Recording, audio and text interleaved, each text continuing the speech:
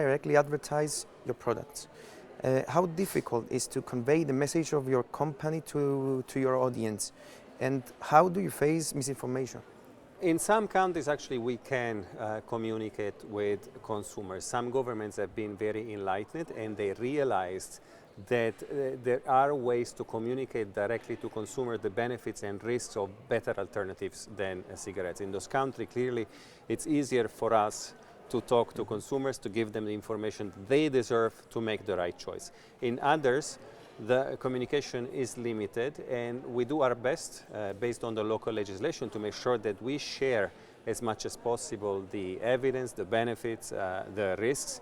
In those countries, however, I really call on governments to rethink legislation that was defined in the 80s, in the 90s, when those products did not exist. That legislation was for cigarettes.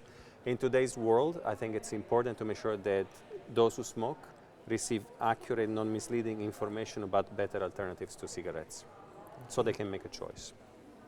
And the last question, based on what criteria did you choose ACT in Italy and ACT in Japan to launch the alternative products 10 years ago? So there's a number of criteria.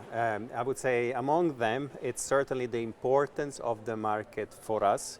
Japan and Italy have traditionally been very important markets for us, always in the top in terms of revenues and our presence in the country. Then clearly we looked at countries that were different enough to allow us to have meaningful tests with consumers, because at the beginning it was really a test with consumers.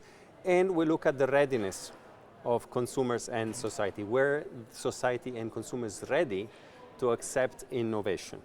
And those are probably among the criteria that we utilize to make this decision. Okay, Tommaso, thank you very much for your time. No worries.